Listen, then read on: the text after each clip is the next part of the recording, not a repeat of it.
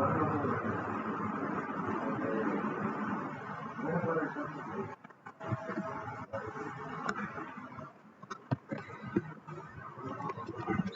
warahmatullahi wabarakatuh. Bismillahirrahmanirrahim. Alhamdulillahirrabbilalamin wa bihi nasta'in ala umuri dunya waddin. Wassalatu wassalamu ala asyrofil mursalin wa ala alihi wa sahbihi ajma'in amma ba'du. Yang saya hormati Bapak Ahmad Mazhufudli selaku dosen pengampu tafsir Tarbawi. Perkenalkan, nama saya Cahinul Rusmawi dengan NIM 243111228 kelas 2F Prodi Pendidikan Agama Islam Fakultas Ilmu Tarbiyah. Di sini saya ingin menjelaskan materi yang diberikan oleh Bapak dosen selaku dosen pengampu tafsir Tarbawi. Yaitu yang pertama pengertian tarbiyah, taklim dan tadris. Pengertian tarbiyah itu pengertian tarbiyah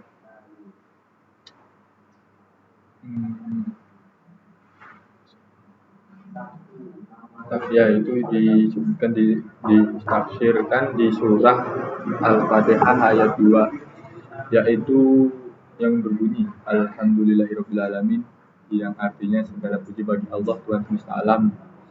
Yang tafsirnya dalam Al-Baidawi disebutkan kata Rabb yang terdapat dalam surah Al-Fatihah ayat 2 merupakan kata yang berasal dari kata tarbiyah yang berarti proses penyempurnaan suatu hal sedikit demi sedikit.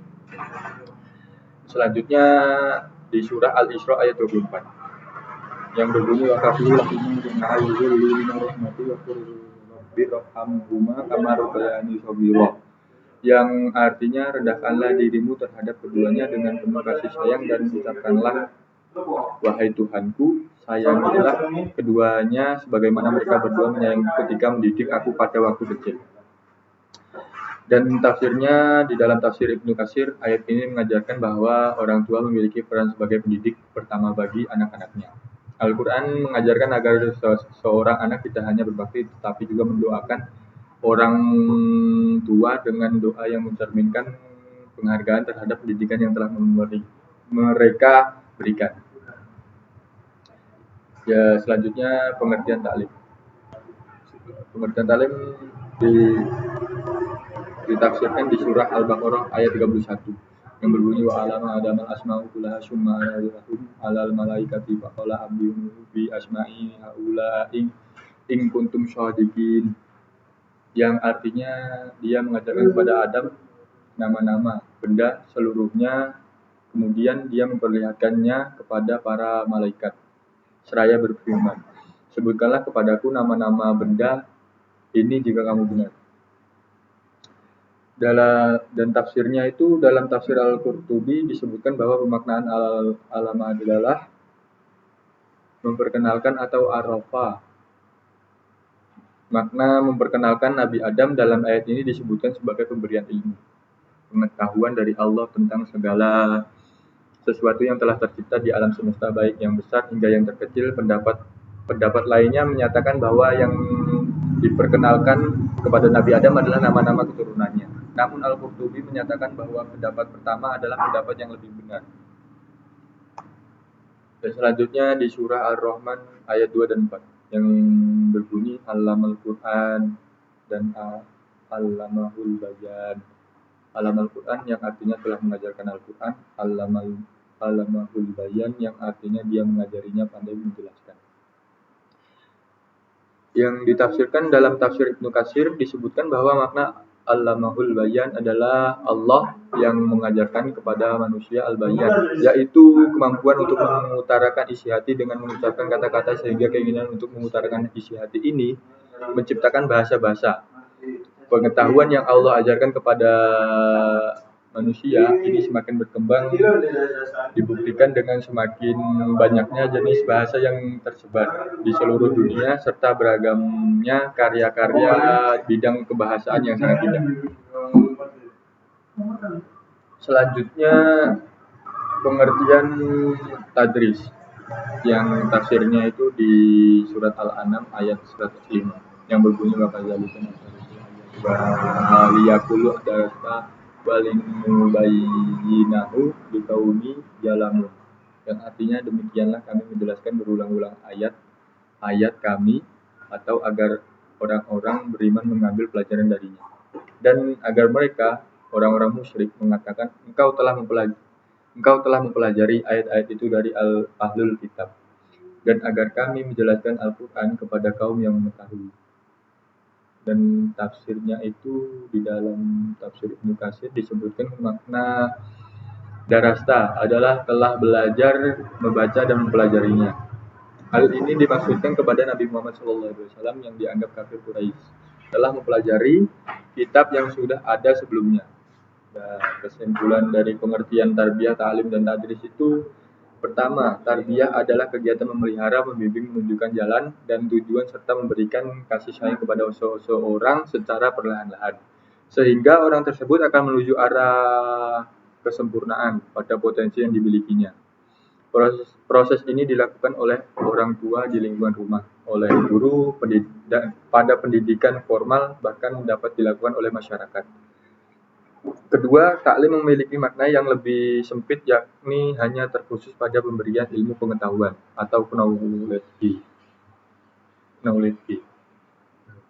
Pemberian pengetahuan ini dilakukan dengan memanfaatkan segala sarana yang dapat mendukung sehingga memudahkan dalam mencapai tujuan pembelajaran. Dan ketiga, yaitu tadris. Kegiatan pembelajaran yang melibatkan peserta didik dan pendidik, namun peran peserta didik dalam membaca dan mempelajari lebih besar, sedangkan pendidik hanya menjadi penunjuk dan pengarah.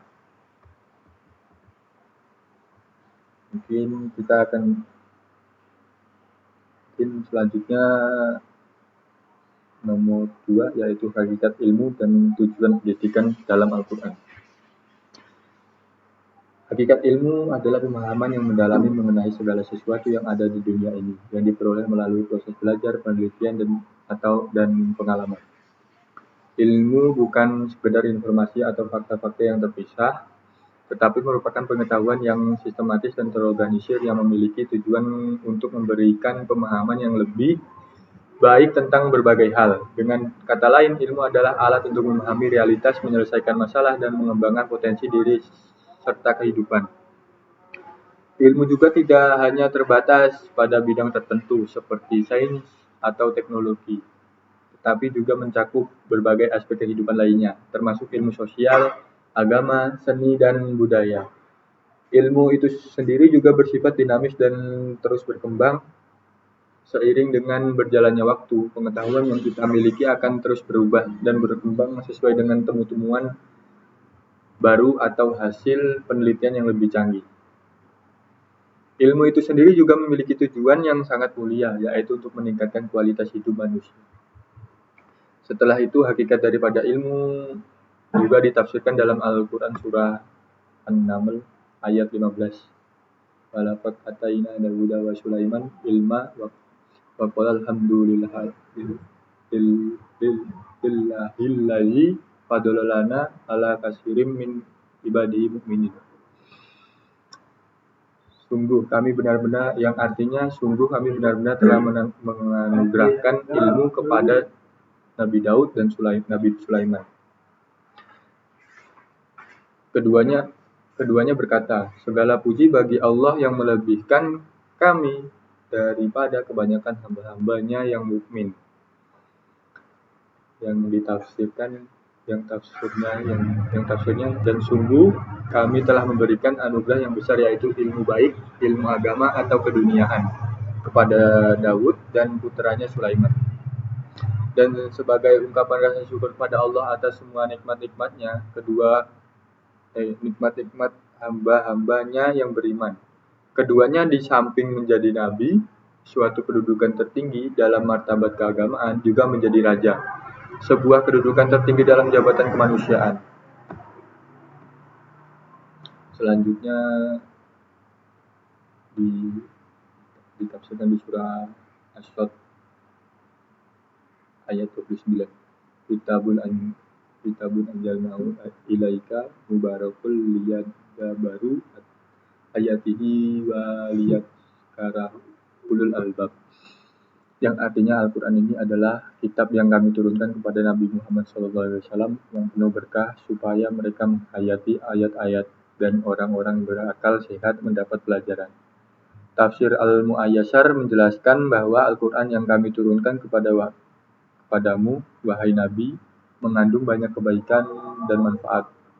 Tujuan agar manusia dapat merenungkan dan memahami ayat-ayatnya, serta agar orang-orang yang berpikir dengan akal yang sehat dan cerdas bisa mengambil hikmah darinya. Yang selanjutnya yaitu nomor 3. Qala al-Qurtubi hadza ismu Allahu akbaru asma'ihi subhanahu wa asma'uha wa huwa ismul mawjudil haqi jami'u bisifati isfil hayati al-man'uti bina'uti rububiyati munafarid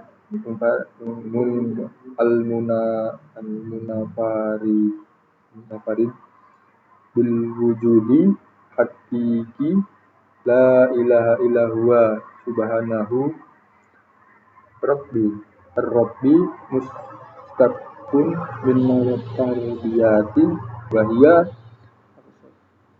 islahu sununi ghairi wari ayati amri rabbu yatluku ala idatin ma'ani wahya al malikul wal musallihu wal maghburu wal maghbudu wasayyidul mutta'i, yang bermakna menurut Imam Qurtubi, lafaz Allah adalah nama Allah yang paling agung dan paling menyeluruh. Nama ini mencakup seluruh sifat-sifat keilahian dan ketuhanan.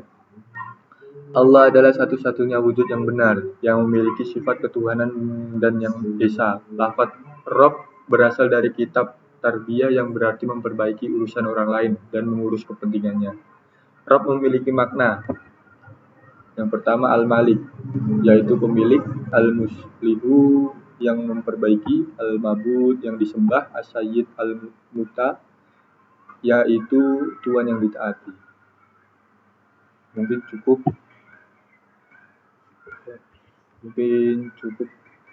penjelasan materi. Akhirul kalam. Assalamualaikum warahmatullahi wabarakatuh.